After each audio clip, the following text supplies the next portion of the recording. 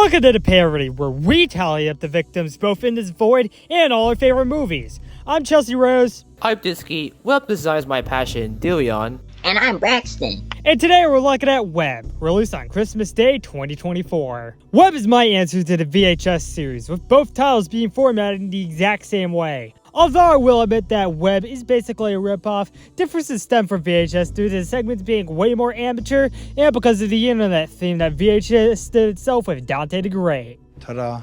Web is the first ever time I successfully collaborated with others on a movie project, with this being a co-production between me, Braxton, and Magic Squirrel Animates. All three of us made segments of various lengths in September 2024, even though the movie didn't release until December 2024 due to school and my new commitment to Mansion Battle. Originally, a framing narrative was included that was alluded to in The Secrets of a Drone, although it ultimately got nixed to get the movie out. However, every segment has something going on, even though my segment is the biggest presence in the 76-minute movie. Even with short running time and segments that drastically vary in length and remembrance level, Web, to me, is an impressive feat that I can't wait to expand on. Will our web surfing net us a sizable body count that probably won't overheat any school-sanctioned device?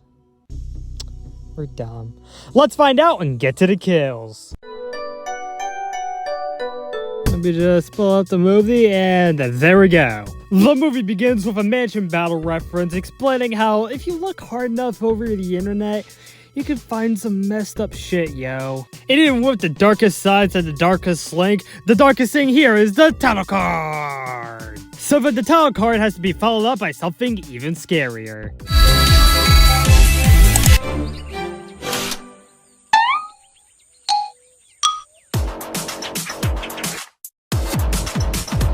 Yo mama! Yeah, that's right.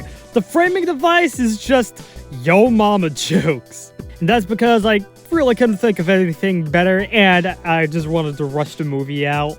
The movie then glitches and blue screens into the first segment, initiate teleportation. What the hell's going on here? I just wanted to laugh. What the hell is this? I don't think Chelsea's impressed. Initiate teleportation is my segment, and I recorded it in just about 40 minutes. The segment also takes up half the goddamn movie. Chelsea's just here recording a standard little video inside the prison. And since this is another prison-related thing, just hope for the best. Thankfully, instead of bodies, the focus right now is Chelsea's swordplay. But soon enough, we had our first few kills. I won't count this guy because it's way too unclear, but who I will add is this prisoner and this cop. But then after that, the card becomes much clearer. That's because I could add two cops and a prisoner here, a previously seen prisoner that was shot off screen, and this cop for 5 more kills on the count. And then after that, dude, it's just another shootout. This shootout killed 3 people, starting off with this guy. The same guy fails to learn his mistake and is shot again. Then this guy walks into a crossfire to end off the trio. After realizing that she probably needs to get out of here, she puts on the best disguise of all time, which just gives her long limbs. Oh yeah, also helps that she has suffocating on her side. Too bad all his help was in vain, as the prisoners shoot him to death. Well, entirely in vain is a lie, because a lot of prisoners do end up escaping the prison. All that's left to do is to take care of this cop that was frankly just on a little jog. Her, Lazy Chicken, and another prisoner end up at the warehouse where they regroup and get weapons back. Some person also discovers the sick elevation that the tunnel has. On her way back to the prison, she contemplates about robbing the bank for a bit, but decides, nah, it's not worth it. Too bad the key to becoming a serial killer is locked behind one door. That's why she has to enlist to help a soccer player who just so happens to have a key card.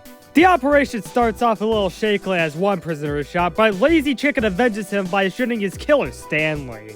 Then every prisoner decides how one cop is enough and gets the fuck out of there immediately. But also, I guess they stay alive for a tiny bit longer, so yay?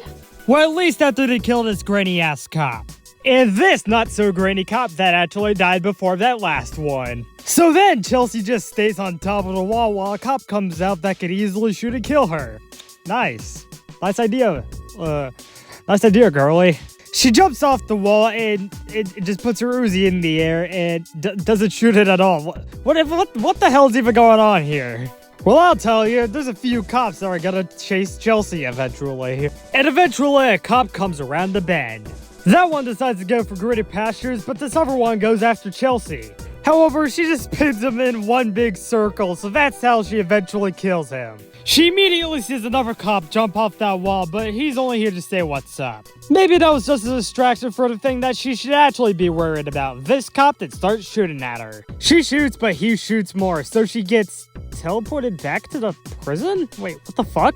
I don't know, technically it's a teleportation and not a confirmed kill, so I won't add it to the list, I guess? I don't know. Someone I will add to the list is this prisoner who we see dead. And Chelsea is not amused about this. I mean, it's just not segment Chelsea. Come on. What the hell's going on here? What messed up shit am I watching? And yes, you saw that correctly. A prisoner who we soon find out is Nate and a cop go on a cell to have a duel. Both don't make it out alive. Chelsea tries making a run for it again, but it's immediately teleported back to the prisoner containment area. And because of such a thing, guess what she does? The Chelsea watching the footage puts a Family Guy short on screen. What a marvelous time we live in, right? Oh, this is a lot of kills. Or no way, it's only one, because before any more can happen, Chelsea's teleported back. Back in the hallway, the prisoners are trying to get back outside, even though I don't think that's gonna happen anytime soon. Especially with this cop peeking out the cop room door. And the strangest part about all of this is that during the Family Guy short, no one except this one prisoner dies. Well, except that one cop, but that's besides the point.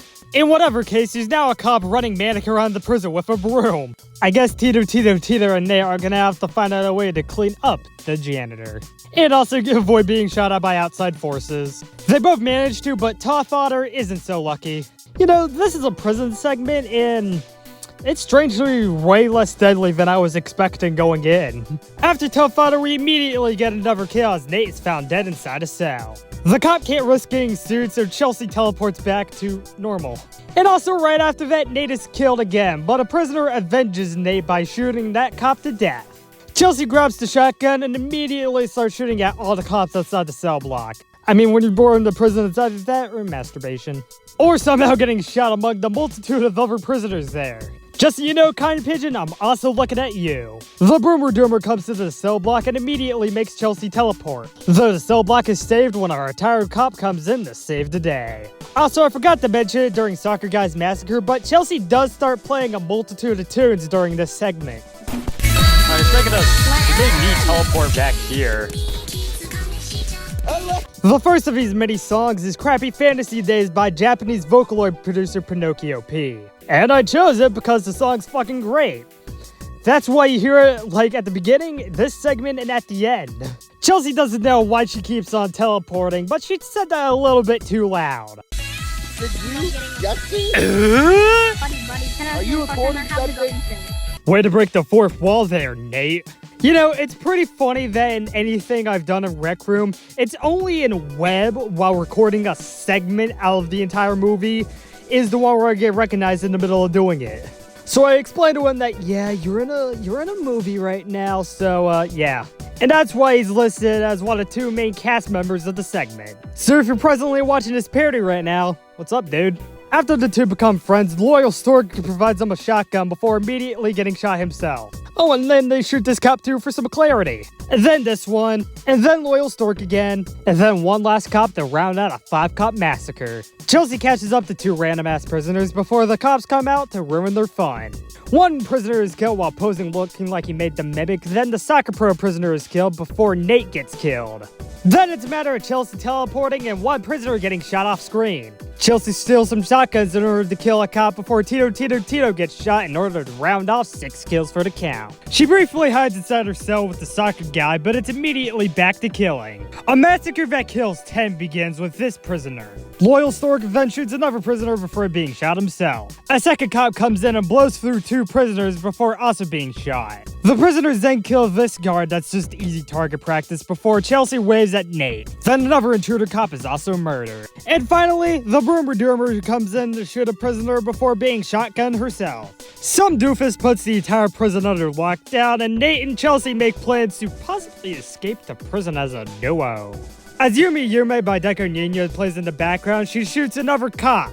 During the lockdown, not much happens, which gives us a nice break from all the mayhem going on. But once the lockdown subsides, however, 2 kills are automatically added to the count. Or no, 3 for that matter. And the 4th can't hurt too. And I could have appreciated this 5th one if not for Chelsea teleporting. But Chelsea gets him back immediately and gets On the shotgun. It also gets teleported back to square one. Chelsea yields a don't cross sign for some reason and misses 2 kills that happen sort of off screen. She capitalizes on this kill that happens immediately afterwards in order to grab his gun. With that burst, she's able to assist in counting some more kills herself. The Broomer Doomer, who appropriately gets broomed, and this other guy that gets killed off screen. She immediately steals another shotgun, but keeping up with prison stuff, this guy shot off screen. Then Chelsea just gets teleported in the face. Also, are you fucking with me? I have to go frame by frame to count this guy? Really?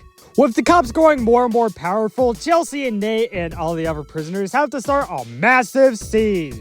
And by massive, I mean this shit goes on for 4 minutes. So let's start off with a prisoner already being dead and a cop being sliced. Chelsea's teleported back to the cell block and Nate is seen dead in another frame-perfect body reveal. The Broomer Doomer proposes doom in the cell block, but it's quickly revealed that they're shit at PvP. And then, I don't know how the fuck else to say this, but it's just a massive shootout. There's just so many cops zipping and zapping around and stuff. It makes this, like, one of the hardest portions to count in the movie if we're not factoring in Gino's genocide. But I come through all the mindless shooting to count up 20 more kills that we can add to the count. And as for the genders of them, I'm just gonna say 18 men, 2 women. Correct me if I'm wrong, but I don't know, I'm not gonna sit through that again. With that shootout finally over and done with, Nate and Chelsea escaped the prison. Finally, Chelsea hasn't seen sights like this since the first 5 minutes of the movie, so might as well explain to Nate what's going on in the first place. And fun fact, there's actually a part of the movie I had to cut out here. Not because anyone says any racist or homophobic shit, it's because I just explained what the entire concept of the movie is here, and I just felt that'd like break the immersion, which like it does, but still. Or actually no, the full scene is still in the movie, it's just voiced over and sped up. With all this freedom and general lack of violence, what should they do now? I guess do what everyone else does and go inside the warehouse. This is a cool place. Well, I mean, he's not wrong, because this is the place that Coachella dude's party happened at. Why, how much I love you, Breakout 2, the party. My name isn't Breakout 2, the party.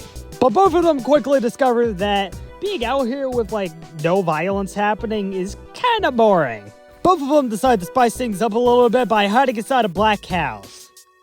That's because of a cop. The cop decided to spice things up, lol. They decide to go sneak over to where the cop is in some Hanna-Barbera-ass scene. The cop runs out of the weapons store, but that was the worst idea they've ever had in their entire life. Because, as we all know, running into places that only have one hiding space in them often leads to death. But then they realize, again, that after killing a cop, there's not much to do out here other than just take control of it, I guess.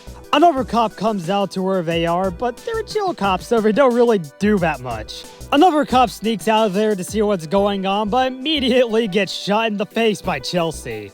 That's when she, again realizes that there's some cops out there. How peculiar. It's not like they escaped. Oh, wait a minute. That looks like a sniper cop. That makes killing this one no biggie because they're not gonna use a sniper at close range. Ooh, we could get a little more spice into this part of the segment by killing another cop. Magic. By now, cops coming into the outside of the prison seems like a normality, and it's got a 50-50 on whether or not they're friendly. But if it's anything to Chelsea and Nate, they know that their days outside the prison are numbered.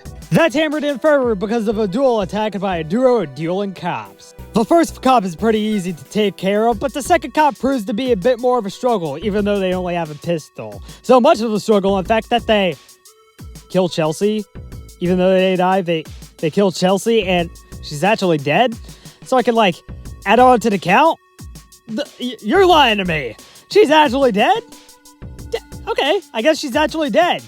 So, like, that's how the segment ends. She's just dead. Lol. We get interrupted by more Yo Mama jokes before the next segment starts up. So now that my time doing this is finally done, I'll invite in Disky to do the next segment.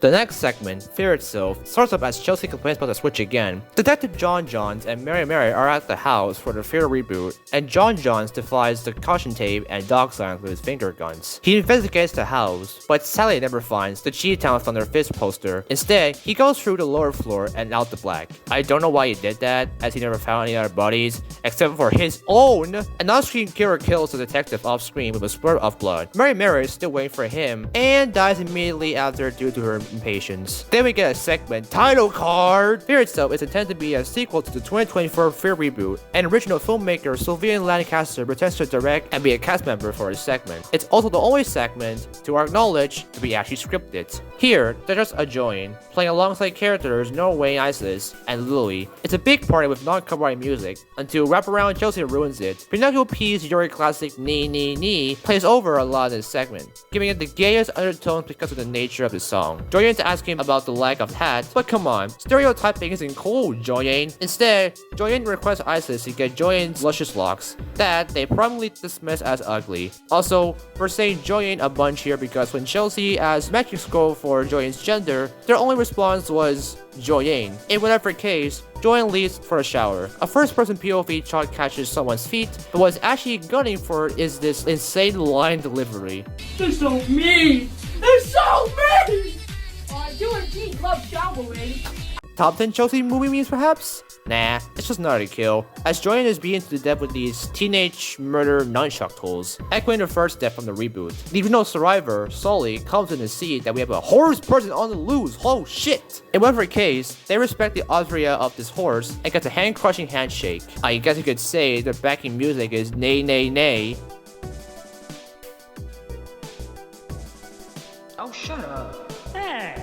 Also, I'm sorry, what is this? What is my wife slash husband slash brother slash sister, John Ann?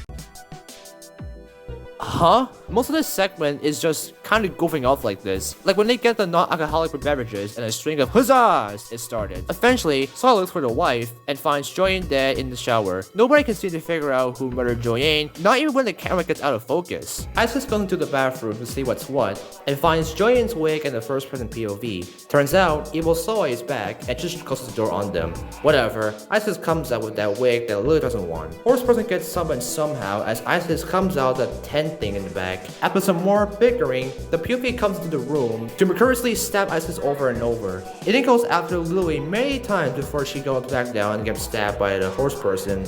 Wait, if I'm describing all of this violence, why no kill graphics? I don't know. I mean, Louis turns into horse person between shots, so I'm inclined to believe that Louis and horse person are the same. After that, Evil Soy comes back and tells horse Louis his backstory. He forgets about the part with the machete that gets shoved into his torso. He dies, but not before he requests they tell his mom about something. Skippity toilet. Also, I don't think this blooper is supposed to be in the final cut, lol. And yeah, the graphics not being included was intentional. Both Louis and Isis are shown to be alive at the end of the segment, listening to non-copyright music. We didn't get to learn about how Yo Mama would beat Galactus and tear out Slenderman's non-existent eyes, and also how she wanted to eat creepypasta. Before we get to the final segment, now that my time is up, let's go with the Braxton. Who the hell are you? I'm leaving. Me too. Alright, weird.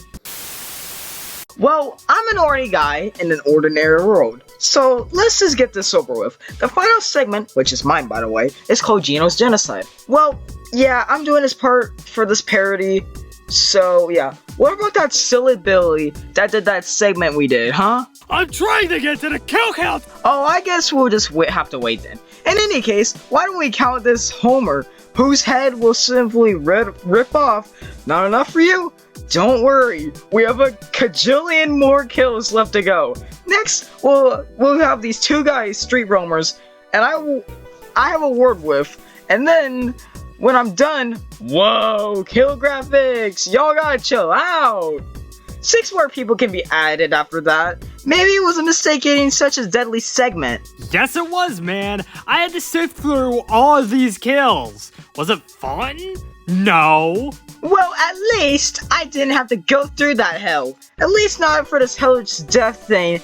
big skelly boy goes through, which yes, we counted. Gino goes over to check the body, which only gets distracted by 3 people he murders and cannibalizes. Way more elderish horrors get loose around the neighborhood, and he kills a great total of 33 more things in return. And of course, over a minute, somehow, there's all this happening. See what I mean now? Yeah, I do, Chelsea. Dude, there's like a giant, lanky Noober Doobers, and this guy, I don't know. What I know is that we're far from over. In fact, we can ask this green dude, and oh, his head and torso are doing whatever the hell this is. And if you thought we would get the break, 21 more kills will be added to this. Which, yeah, within 2 elderish horrors being among those, including the drone sticker guy, and I guess 19 innocent more, to count. Whatever, we finally get something when Gino goes into the shop to buy nothing. He glocks this guy in the face and steals his precious eggs. He shoots 3 more dudes after that and munches at the last one's head. Then we get whatever this scene is of whatever that is. And I'm losing track of all this. Like I can't even figure out how much there is so far. I lost count at like 35. Anyways, let's see. We can see 11 more guys zip zap through all of this. Yeah. Let's go with, 11. We see a Shrek car roll by as Gino continues to massacre with 9 roamers in the front yard of a house. Man, why did I make my segment so deadly? Oh yeah, maybe I can put this in the top 10 highest kill counts. No, maybe it's not anymore. Well, maybe if it's, maybe there's like top 10 that's like more or less, but oh, whatever. He enters the house and almost shoots this little guy to death, but since we never see his body, I can't add him for some reason. Who I can add is this guy in the neighborhood who probably owns a barbecue. He investigates the rest of the home and walks out to Mr. Chef. A whole bunch of stuff happens with a lot of shooting that, for more guarantees, brings on no new kills somehow. This airstrikey guy, though, yeah, that's as good as dead to make up for the only 2 kills in a minute. Gino goes onto a killing spree, which that adds another 18 onto the list, which is crazy, by the way. I can see this guy, then Gandalf the Grey and Gandalf the White and Monty Python and the Holy Grail's Black Knight and Benito Mussolini and the Blue Meanie and Cowboy Curtis and John B. the Genie. After cannibalizing the last guy, 2 more people get killed, including this guy who's skinny as hell for some reason. Gino can't believe so much meat was in there, and sadly 3 people get to experience a lock with a Glock out. It's boring. Why the hell do I keep on popping up here? I don't know, you're the only host I know. Oh, yeah, they're still jammed. Yeah. Oh, I guess I forgot to write it in, but he shoots like 15 more people. Yeah, that's all you need to know. Lol. 4 streeter beaters are shot. Actually, there's 5, but regular, bastards don't get counted. This next killing spree doesn't have a bacon hair, but it does have something else. After Gino finds and eats the head off a random body, he gets thrown aside with another guy, which actually kills him. Woohoo! We did it! However, a perfect excuse to get a Tommy gun. He flaunts it around. Why did I do that? And I can count 15 kills over the next minute and a half. Alright, let's go. Gino goes back into the shop and looks around for a couple of minutes. He decides to buy nothing, which immediately responds is to kill 3 nice 3. Alright. He immediately goes back to the shop and order a small noob pet, which gets captured by a noob of significantly larger size. It's unclear, but the noob was taken care of by someone off screen, and oh, this street roamer gets killed too. Yeah, with this pet out and open, Gino's first tactic is to shoot a fellow noob in front of it. Why would he do that? Is he stupid? No, I'm not stupid. Gino's not stupid. It's canon. My show is canon to it, by the way. Next, he shoots another guy's corpse that isn't a noob, so he feels free to chow down. Gino pulls out a gun and onto his little noob, and a kill count streak of 24 begins. Some guy in an airstrike whose pie tat is launched like a rocket. Oh, and then we get 22 more kills after that. Whatever Gino walks down the street, contemplating why this segment had such a huge number of accounts. Yeah, I've been wondering the same thing, lol. Girl, get out of my segment, he decides. Nah, I win. My guy, your segment's already winning a kill count so far. Here, I'll prove it. Let's add 35 more to the kill count for some reason. Over the course of a minute, that's how many Chelsea could track down this Medicula's murder mayhem. Just like causing mayhem and every single other horseshort Chelsea's done so far. There's 34 more normal guys. Some guys who look like they're Star Wars aircraft man. I don't know why I decided to do this Purge as a segment. I mean, I wanted to become a Purge film. Like, yeah. With that massacre finally over, Gino walks down the street, only stopping to shoot a small noob, and continues to trek over some cars, whose owner he also shoots, gets into one, and drives it out into the neighborhood we've been getting tired of. He stops by a cabin in the woods and enters it to see a decapitated head with a bacon hair. He drives back through, but gets out real fast in order to drive fly to this giant Easter Island statue in the distance. Moai statue moment. The segment finally ends when Gino resets. Normally we wouldn't count this, but seeing as it's above water, we will count it due to either a high velocity impact or an off-screen drowning. A secret third option is this Ghanaian ape jump scare. Now that we're done with the Purge 7's leaked, it's right if I hand this over to Chelsea, aka Kyoko Glazer. We come back to the wraparound to find a Yo Mama joke about Yo Mama being so fat that it made Brody Fox gay. There's another one about Yo Mama being so ugly, but it gets cut out. Cut out by me! Chelsea has extremely negative thoughts about the footage she just saw. I mean, I was the person who had to tell everything for Gino's genocide, so not far off. There's a lot of serious pondering. She ultimately decides that, hey, if I'm never gonna see this footage again after today, why bother, you know? Why bother with the contemplating about it? She sits back to finish the video she was watching. No, not the puppet master behind the scenes video of Torch, the hottest puppet around. I meant the video she was watching on the TV. Crappy Fantasy Days comes back on the soundtrack to lead us out, but not without another title card. Did this grisly collage of web videos manage to bring us a kill count worthy of a diamond play button? Let's find out and get to the numbers. Hey guys, it may have taken me a while to get through that crazy traffic jam, but I'm finally here. Have y'all already done all the segments? Why the long face? Listen, you just crashed your truck into a recording void. Now, why did Hajime kiss Nagito on his hot lips? What do gay Danganronpa twinks have to do with it? Oh my god. From my best count, we had 318 kills on web. The victims consisted of 302 men, 10 women, and 6 unknowns. Given that we fit Joyanne as an unknown. Giving us this Vimeo over YouTube Pie. Distributing the kills per segment, Gino's genocide sweeps in that department, scoring 224 kills, whilst leaving the other 94 kills between the other real segments. Starter wraparound, you get Jack. With a modest runtime of 76 minutes, we had a kill on average every 14.34 seconds and a total of 79.5 kills per segment. We'll give the infamous flamethrower to Evil Solely. As there was blood, it was actually on screen, and he even says Skibbity Toilet. Broken Pistol can go to that cluster of 11 in Gino's genocide, because, like, what the fuck am I supposed to be looking at here?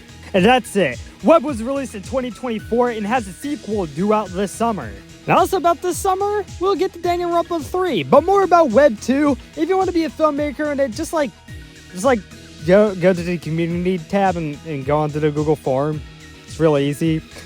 Just make a serious response and I'll consider you. But until then, we're a chronically online group of people on the web, and this has been the Parody.